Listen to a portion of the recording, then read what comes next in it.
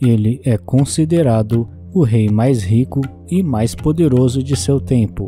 Nenhum rei foi capaz de superá-lo em sabedoria. Em seu tempo, todos os povos o visitavam com o intuito de ouvir e aprender com sua sabedoria.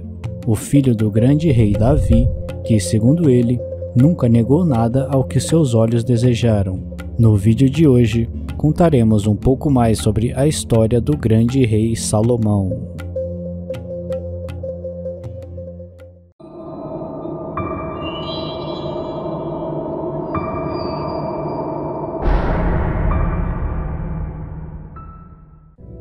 A história do rei Salomão está descrita nos livros de 1 Reis e 2 Crônicas. De acordo com as escrituras, o seu nome vem do hebraico Shalom, que significa paz ou pacificador. O rei Salomão foi o construtor do primeiro templo de Jerusalém. Ele reinou por 40 anos e foi o terceiro e último soberano do reino unificado de Israel.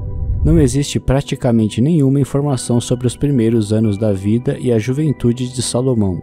Sabe-se que ele foi o segundo filho de Davi e Batseba, ex-mulher de Urias, já que o primeiro filho do casal morreu logo após o nascimento. Falando especificamente sobre o seu pai, Salomão então foi o quarto dos filhos de Davi, nascidos em Jerusalém. Embora não fosse o primeiro na linha de sucessão, foi investido rei. A Bíblia não faz menção à idade de Salomão, nem quando ele começou a governar e nem quando faleceu.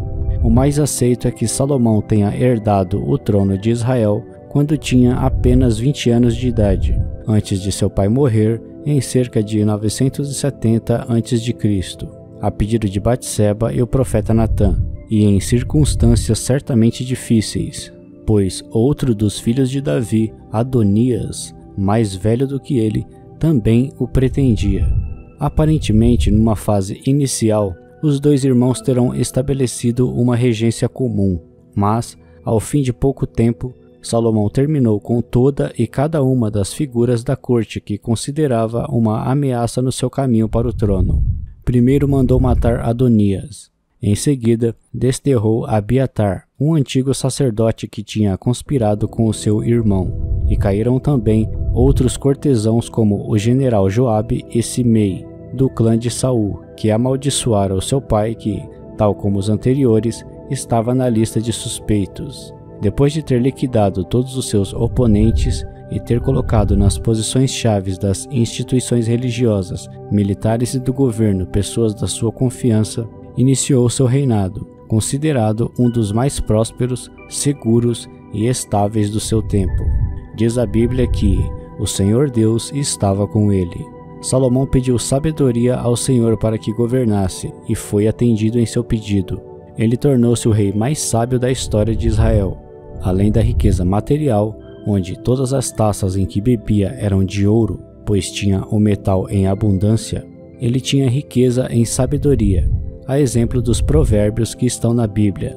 Percebe-se a riqueza de conhecimento, mesmo para quem nem seja religioso, tendo desfrutado de um longo período de reinado sem guerras, fazendo jus ao seu nome, pacificador. A profundidade de seus provérbios impressiona, de modo que a Bíblia relata que ele discorreu sobre as árvores, os animais, as aves, os répteis e os peixes. Além dos relatos bíblicos, muitas lendas e documentos da antiguidade se referem à espetacular sabedoria de Salomão. Entre os livros da Bíblia, é atribuído a Salomão a autoria de uma grande parte do livro de Provérbios, bem como Eclesiastes e Cântico dos Cânticos, também chamado de Cantares de Salomão, e os Salmos 72 e 127. Herdou do pai um vasto império que se estendia desde a fronteira com o Egito até o rio Eufrates, um império rico e consolidado. Jerusalém, situada na montanha central do país, que havia sido conquistada por Davi, era a capital de seu reino. O rei Salomão preservou e manteve unido um grande império, e para tal, necessitou de uma grande força militar, que, além de uma numerosa infantaria, teria incluído 12.000 homens a cavalo e 4.000 carros.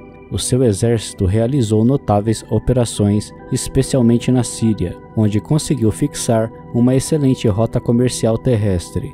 Na política, desempenhou também um relevante papel no estabelecimento de um grande número de colônias israelitas, que acabaram por constituir uma importante rede de assentamentos e pequenas cidades, cujas produtivas atividades militares e comerciais contribuíram para aumentar exponencialmente a riqueza do reino. Negociou, por exemplo, com carros e cavalos que comprava aos vizinhos egípcios e vendia aos hititas e outros povos do norte, pois a natureza da sua política foi sempre comercial. Neste sentido, foi Salomão quem fez das terras da Palestina um dos territórios de maior atividade comercial do seu tempo. As muitas e sempre lucrativas rotas comerciais terrestres que estabeleceu e protegeu, há que somar as marítimas, pois fundou e organizou portos a partir dos quais era possível navegar, não só pelo mar Mediterrâneo, mas também pelo Mar Vermelho e Oceano Índico. As suas expedições, muitas das quais partilhadas com os experientes navegadores fenícios do rei Hirão,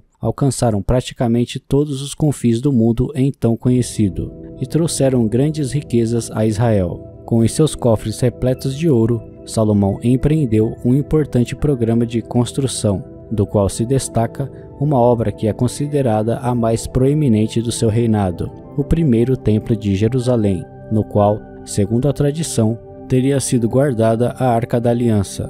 Acredita-se que os trabalhos se iniciaram no 4º ano de seu reinado, no Monte Moriá, onde hoje se encontram o Muro das Lamentações, a Cúpula da Rocha e a Mesquita de Al-Aqsa.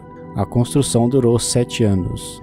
Mesmo parecendo uma construção com uma dimensão modesta na atualidade, o edifício do templo representava uma construção grande na época, medindo 30 metros de comprimento, 10 de largura e 15 metros de altura.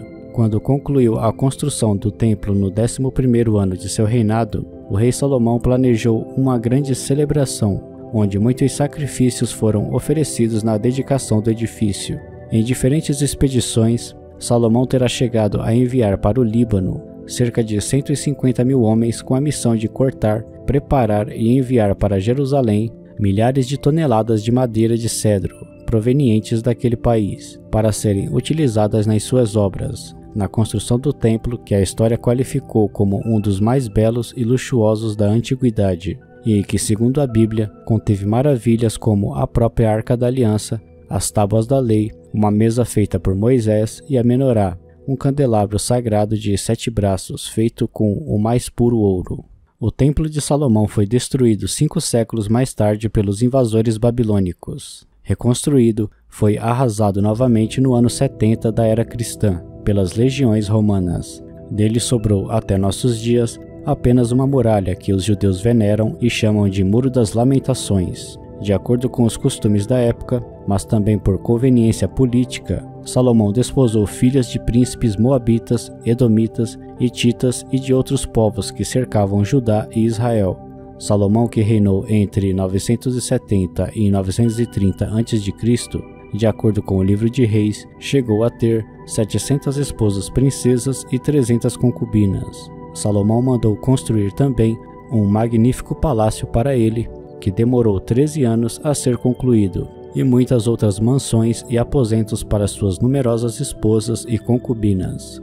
Melhorou notavelmente a capital, em torno da qual mandou construir uma muralha e onde reconstruiu também alguns edifícios antigos. Além disso, nas imediações da cidade, edificou santuários dedicados a diferentes deuses e religiões para que pudessem ser utilizados pelos estrangeiros que visitavam Jerusalém em missões comerciais. A Bíblia diz que a sabedoria de Salomão impressionava de tal modo que vinham pessoas de todos os povos e de todos os reis da terra para ouvir de sua sabedoria. Uma dessas visitas foi feita pela rainha de Sabá, que veio dos confins da terra para poder ouvir pessoalmente a sabedoria do rei Salomão.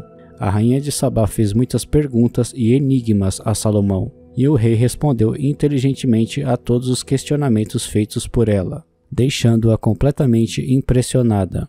Na ocasião, a rainha de Sabá presenteou o rei Salomão com muitos presentes, além de 120 talentos de ouro. A tradição da Igreja Ortodoxa Etíope afirma que Salomão teve um filho chamado Menelik com a rainha de Sabá, que viria a tornar-se rei da Etiópia, e que teria sido ele a levar para o seu reino a Arca da Aliança. O seu ambicioso programa de construção acabou por se virar contra ele, uma vez que, se numa fase inicial os trabalhos mais duros tinham estado a cargo dos cananeus e fenícios, Salomão acabou por obrigar a trabalhar os membros das tribos de Israel, de quem exigia o pagamento de impostos, não só em dinheiro como também na forma de trabalhos forçados.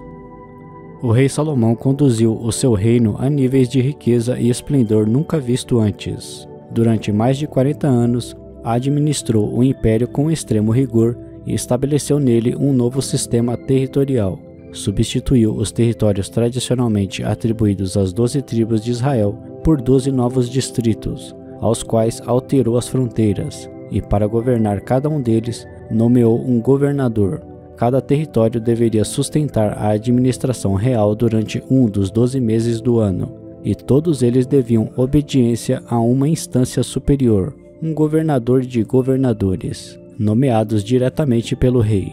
No entanto, a grande pompa e a desmedida opulência da sua corte acabaram por se tornar numa considerável sobrecarga para o tesouro público, o que o obrigou a aumentar os impostos. As exigências tributárias da coroa, unidas aos cultos politeístas que os estrangeiros e as próprias esposas do rei introduziram em Jerusalém, foram, segundo os textos bíblicos, os principais fatores de um descontentamento que, durante os últimos anos do reinado de Salomão, começou a tornar-se muito evidente entre os cidadãos da capital e entre as diferentes tribos de Israel.